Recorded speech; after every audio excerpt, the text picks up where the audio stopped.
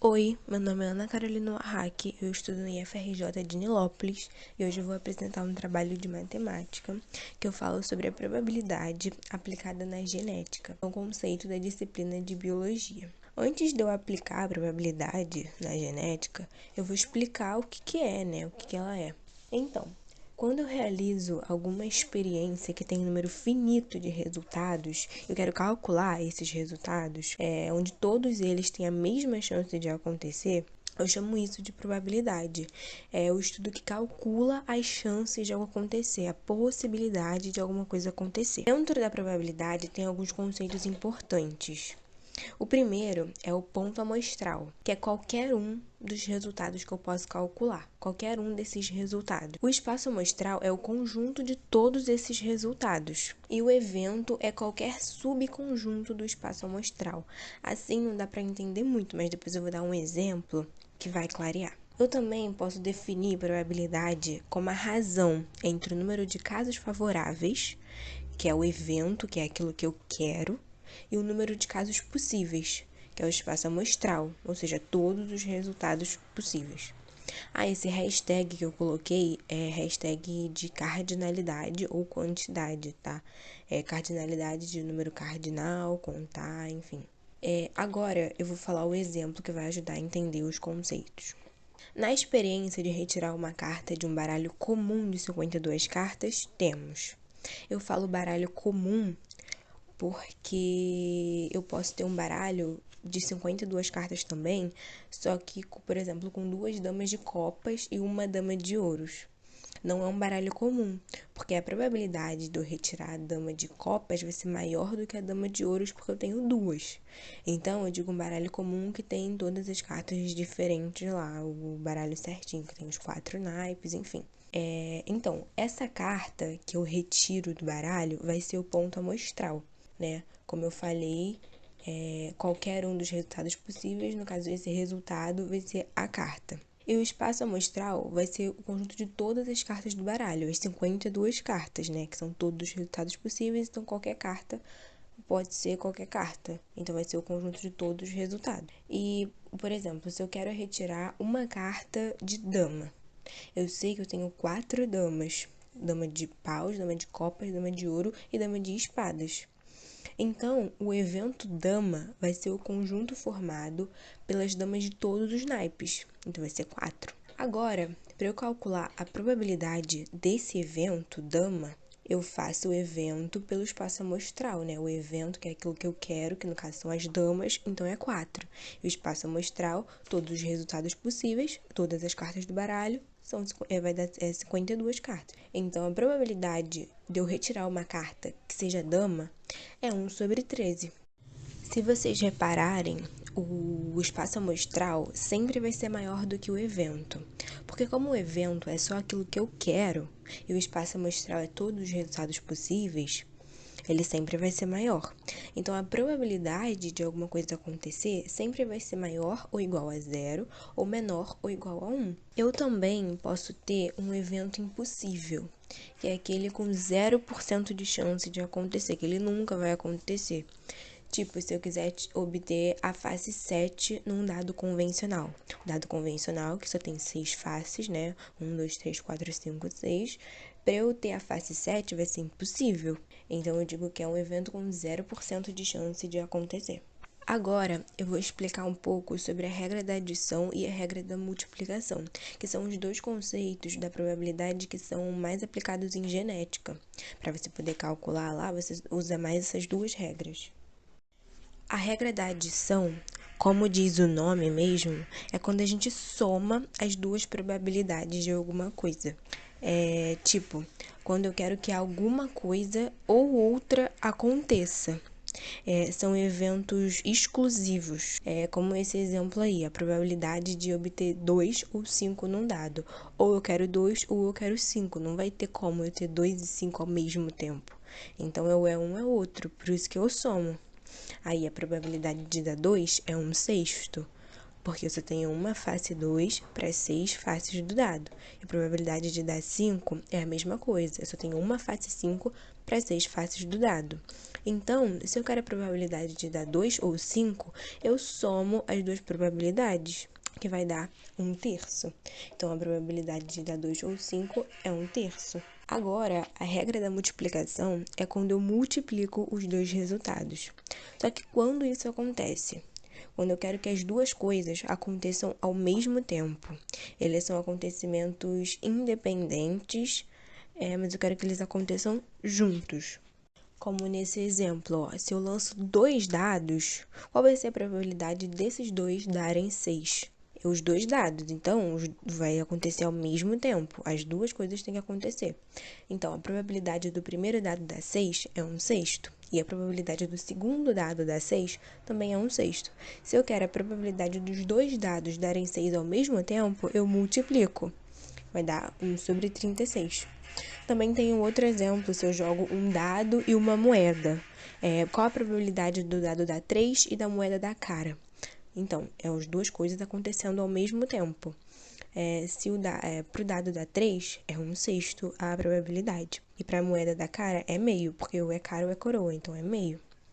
Então, a probabilidade do dado da moeda da moeda da cara e do dado da 3, eu vou multiplicar a probabilidade do dado, que é 1/6, pela probabilidade da moeda, que é meio. Então, vai dar 1/12. A probabilidade do dado da 3 e da moeda da cara juntos. Agora que eu já falei dos conceitos mais importantes de probabilidade, eu vou dar só uma introdução de genética para vocês saberem o que é. Então, a genética é a parte da biologia que estuda a hereditariedade. O que é a hereditariedade? É a passagem de alguma característica do pai para o filho. É comum a gente ver semelhança entre pais e filhos, entre os irmãos, entre parentes, enfim, entre ascendentes e descendentes no geral. Então, tudo isso é devido à hereditariedade. Só que também a gente pode perceber as diferenças entre dois gêmeos univitelinos, que são aqueles que são idênticos. A gente vê, eles têm diferença de alguma forma, principalmente ao meio externo ou a modificações internas. Essas diferenças entre eles a gente chama de variação. Por isso que fala que a biologia, que a genética é o estudo da biologia que fala sobre a hereditariedade e a variação. Então, estuda as semelhanças e as diferenças entre os ascendentes e os descendentes. A expressão desses caracteres hereditários se dá devido ao gene, que é o conceito central da genética. A primeira pessoa que propôs esse conceito foi um biólogo dinamarquês, que eu não sei falar o nome dele, mas está escrito aí, em 1909. E ele disse que gene são os segmentos de DNA responsáveis pela determinação e transmissão das características hereditárias de um organismo. Então, ele definiu o gene como uma unidade hereditária. E ele determina o fenótipo de um indivíduo. O fenótipo são as características físicas de alguém, tipo a cor do olho, a cor da pele, a cor do cabelo, tudo isso são características internas que é chamada de fenótipo. Sempre que a gente fala de genética, a gente sempre lembra do Gregor Mendel, porque ele é considerado o pai da genética. Quem descobriu os princípios básicos da hereditariedade foi ele. E ele descobriu isso realizando experimentos com ervilhas de cheiro. Depois ele publicou um trabalho chamado Experiência com Hibridização de Plantas, que resumiu todos os 8 anos de pesquisa dele. Esse trabalho que deu origem à genética, que é o ramo da biologia que estuda a hereditariedade. Por isso que falam que ele é o pai da genética. Ele ficou durante esses 8 anos, ou até mais, selecionando as ervilhas, plantando, cruzando e analisando os resultados. Ele escolheu essas ervilhas porque elas podiam ser obtidas em variedades puras, que eram mais fáceis de estudar. Elas são cultivadas facilmente, rapidamente. Então, era tudo mais fácil para ele usar essas ervilhas.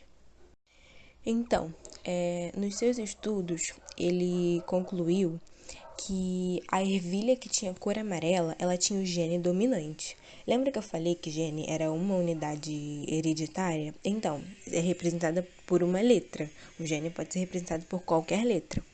Como ele concluiu que o gene dominante era a cor amarela, ele representou pela letra V maiúsculo. Vou falar que é Vzão. E o gene recessivo, que no caso é a cor verde, que ele concluiu que a ervilha de cor verde tinha o gene recessivo, é o V minúsculo, que eu vou falar que é Vzinho. Então, como a planta amarela é dominante, eu posso representar ela como Vzão Vzão e o Vzão Vzinho. Só que o Vzão Vzão vai ser amarela pura e o Vzão Vzinho vai ser uma planta amarela híbrida. E o Vzinho Vzinho vai ser uma planta verde pura, porque é recessivo. E eu descubro isso realizando um cruzamento. Cruzamento entre. No caso, esse cruzamento que eu representei foi entre duas ervilhas híbridas amarelas, que é a Vzão Vzinho e Vzão Vzinho. Aí eu representei o cruzamento pelo quadro de Punnett, que foi proposto pelo Reginald Punnett, só para facilitar mesmo os estudos da genética com esse quadro. Então, eu tô cruzando duas ervilhas amarelas híbridas. Aí como que eu faço esse cruzamento? É como se fosse uma propriedade distributiva, sabe? Tipo, eu multiplico o Vzão Vzinho por Vzão Vzinho, aí eu faço o chuveirinho. Aí então, o Vzão Vzão vai dar Vzão Vzão. E aí tá representado aí. Então, tipo, como é híbrida, eu tenho essas possibilidades. Se eu fosse cruzar duas plantas amarelas puras, eu só ia ter planta amarela pura, porque todo o cruzamento ia ser Vzão Vzão. Do mesmo jeito que se eu fosse cruzar duas plantas verdes puras. Então, quando eu cruzo com algum tipo de híbrido, eu vou ter mais possibilidade de ser outra coisa. Então, através desse cruzamento que eu representei, qual vai ser a probabilidade de eu ter ervilhas amarelas? Então, como você sabe, as ervilhas amarelas são as puras e as híbridas. Então, nesse cruzamento, eu tenho 3 ervilhas amarelas. Ó, tem um Vzão Vzão e 2 Vzão Vzinho. Porque o Vzinho Vzinho é verde. Então, qual vai ser a probabilidade de ser amarela? Vai ser o evento sobre o espaço amostral. O meu evento são as ervilhas amarelas. Eu tenho 3. E o meu espaço amostral é todos os resultados. No caso, são 4. Eu tive 4 resultados. Então, a probabilidade vai ser 75%, que é 3 quartos. Eu posso cruzar 200 ervilhas híbridas, que a probabilidade delas serem amarelas sempre vai ser a mesma. Então, a gente diz que a probabilidade de um evento acontecer não depende dos eventos anteriores, sempre vai ser a mesma coisa. Tipo, se eu tenho 4 filhos, a probabilidade desses 4 filhos serem menino sempre vai ser a mesma. Eu não dependo de um filho pro outro ser menina, por exemplo. É sempre a mesma, não depende das tentativas anteriores. Como eu falei do filho, né, a gente então percebe que o cruzamento das ervilhas se dá a mesma coisa pro cruzamento no ser humano. Igual no exemplo, ó. Qual a probabilidade de nascerem 2 filhos homens? Qual a probabilidade de serem 2 crianças no sexo masculino? Como são 2, eu vou ter que usar ou a regra da adição ou a regra da multiplicação. Como eu quero 2 filhos homens, eu vou usar a regra da multiplicação, né? Porque eu quero que as duas coisas aconteçam, né? Não é um ou é outro, eu quero que as duas coisas aconteçam. Então, primeiro eu faço a probabilidade de dar um filho, que é meio, né? E a probabilidade de dar outro filho homem, que também vai ser meio, porque não depende das tentativas anteriores. Então, a probabilidade de serem 2 filhos homens vai ser 1/4, que é 25%. Agora, se eu quero 3 filhos, sendo as 2 primeiras mulheres e o último homem, o que eu faço? Eu tenho que calcular um de cada vez também e depois eu vejo se eu multiplico ou se eu somo. Como eu quero os 3 filhos e eu quero que as 2 sejam mulheres e o último homem, eu quero que todas as situações aconteçam. Então, eu também vou multiplicar. Mas primeiro eu vou calcular um de cada vez. Qual a probabilidade de ter uma filha mulher? Meio. E a outra filha ser mulher também? Meio. Aí eu multiplico já, deu 1/4. E qual é a probabilidade de eu ter um filho homem, o último? meio também. Então, eu vou multiplicar meio por 1/4, porque eu quero que as 3 coisas aconteçam. Vai dar 1/8. Então, a probabilidade de eu ter 3 filhos, sendo as 2 primeiras mulheres e o último homem, é 1/8. Agora, nesse outro exemplo, eu quero a probabilidade de serem 5 filhos, sendo que 3 mulheres e 2 homens. Eu não dei ordem, eu não falei que eu quero as 3 primeiras mulheres e os 2 últimos homens. Então, eu tenho diversas maneiras de fazer isso. Eu posso fazer mulher, mulher, mulher, homem, homem. Ou então, homem, homem, mulher, mulher, mulher. Tem várias possibilidades. Mas primeiro, eu vou calcular uma possibilidade só disso acontecer, que aí depois a gente vai ver qual vai ser o cálculo final. Então, eu faço um de cada vez também, e depois eu vejo se eu somo ou se eu multiplico. Como eu quero que nasçam os 5 filhos, eu vou multiplicar, porque eu quero que todas as coisas aconteçam. Então, a probabilidade da mulher é meio. Só que não são 3 mulheres, então eu tenho que multiplicar meio vezes meio vezes meio. Então, meio ao cubo. Enfim, é a mesma coisa, que dá 1/8. E qual é a probabilidade de dar homem? É meio também. Só que como são 2 homens, eu elevo ao quadrado, meio vezes meio, que vai dar 1/4. E aí, como eu quero os 5 filhos ao mesmo tempo, né? Ao mesmo tempo não, eu quero que eles tenham 5 filhos, eu quero que todas as possibilidades aconteçam. Eu vou multiplicar a probabilidade de ser mulher com a probabilidade de ser homem. Então, fica meio 1/8 vezes 1/4, que dá 1/32. Só que esse 1/32 é uma maneira só disso acontecer. Eu não sei quantas maneiras tem. Eu posso escrever todas as maneiras e depois contar. Só que vai ser muito mais difícil, né? Vai ser bem cansativo. Imagina se fossem, sei lá, 200 filhos. Você não ia escrever uma maneira. Você não ia escrever todas as maneiras. Então, o que a gente faz? Não são 5 filhos? A gente pega o 5 e bota 5 vezes 4 vezes 3 vezes 2 vezes 1, que é 5 fatorial. E não são 3 mulheres? Então, a gente divide 3 vezes 2 vezes 1. E 2 homens, a gente também faz a mesma coisa, bota ali embaixo. Isso é 5 fatorial sobre 3 fatorial vezes 2 fatorial. Mas, enfim, isso aí já é análise combinatória, né? É um outro assunto da matemática. Eu tô falando só de probabilidade. Mas pra biologia, assim fica mais fácil. Você pegar 5 filhos e distribuir os 5, sendo 3 mulheres, distribui 3, e 2 homens, você também distribui 2. Fazendo esse cálculo, você sabe que vai dar 10 maneiras disso acontecer. 1/32 era uma maneira só. Então, o que eu tenho que fazer? Eu tenho que multiplicar a maneira que eu achei, né? A probabilidade de ser uma maneira, e multiplicar vezes 10, porque eu tenho 10 maneiras. Tudo isso vai dar 10/32. Então, a probabilidade de eu ter os 5 filhos, sendo 3 mulheres e 2 homens, vai ser 10/32.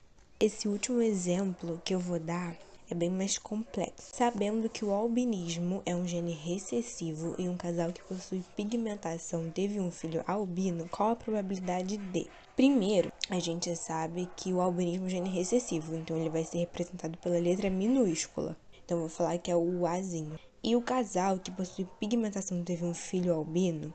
Então, para o filho ser albino, como ele é um gene recessivo, ele tem que ser Azinho, Azinho. Porque se ele fosse dominante, mesmo no caso da ervilha, se ele fosse dominante, podia ser azão, azão ou azão, azinho. Mas como é recessivo, só pode ser azinho, azinho. Então, o casal, ele tem pigmentação. Se ele tem pigmentação, ele tem que ter o gene dominante, que é o azão. Obrigatoriamente, ele tem que ter o gene dominante. Só que, para eles terem um filho albino, eles também têm que ter o gene recessivo. Então, você já sabe que o genótipo dele, como eu falei que o fenótipo são as características físicas, o genótipo são as características internas, que no caso são esse azão, azão, azão, azinho, enfim. Então, você sabe que o genótipo dele, do casal, vai ser azão, azinho e azão, azinho. Os dois seres do casal vão ter esse genótipo. Agora que a gente sabe isso, a gente pode fazer. Qual a probabilidade da quarta criança ser albina? Para ser albino, ele tem que ser azinho, azinho. Então, a gente vai no cruzamento igual, a gente faz o cruzamento igual às 3 ervilhas.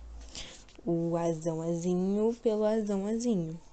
Então, para ser albino, a gente sabe que só pode ser azinho, azinho. Então, a gente sabe que só vai ter uma possibilidade, porque o resto tudo vai ter o gene dominante, que já não é mais albino. Então, a gente sabe que só tem uma possibilidade, que vai ser 1 de 4. porque como são 4 genes, só vai dar 4 possibilidades. Então, a probabilidade de uma criança ser albina vai ser 1/4, 25%. Mas como é a quarta criança, como é que eu faço? É a mesma coisa, porque a probabilidade não depende dos acontecimentos anteriores, então a probabilidade da primeira ser albina e da quarta ser albina é a mesma. E a probabilidade de eu ter 2 meninos albinos? Eu sei que a probabilidade de ser albino é 1/4.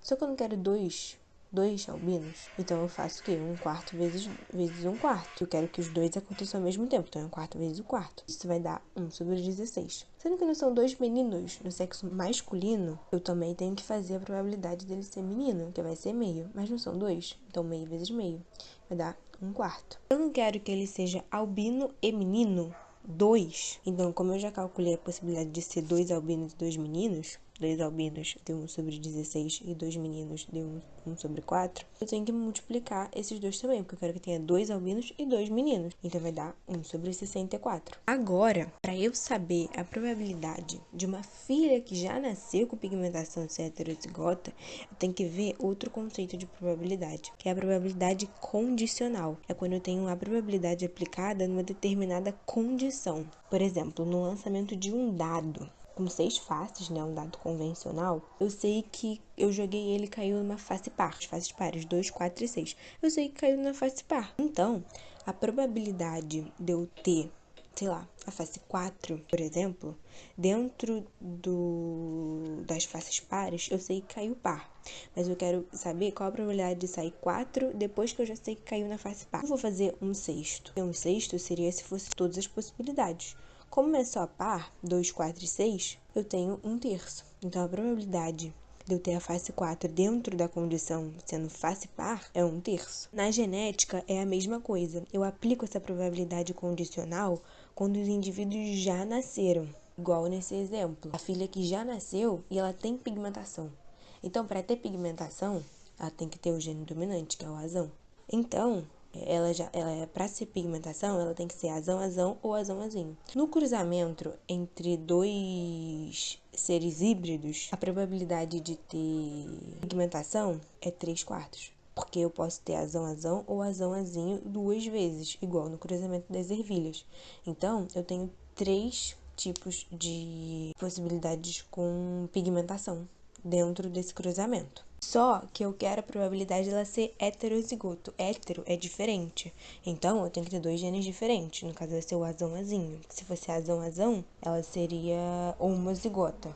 Azão-azinho também é homozigota, mas aqui a gente tá falando de pigmentação. Como eu sei que para ela já ter nascido com pigmentação, ela tem que ser azão-azão ou azão-azinho 2 vezes, eu sei que eu tenho 3 possibilidades. Só que eu quero que ela seja heterozigota, ou seja, tenha 2 genes diferentes. Então, o que eu faço? Eu pego essas 3 possibilidades dela ter pigmentação e eu tiro só as 3 possibilidades, no caso vai ser os resultados possíveis. Porque para ela ser pigmentação, ela só pode ter essas 3 possibilidades, então são todos os resultados possíveis. Só que eu quero só o heterozigoto, que são 2, o azão-azinho. Então eu faço o quê? 2/3. A probabilidade da filha que já nasceu com pigmentação ser heterozigoto é 2/3.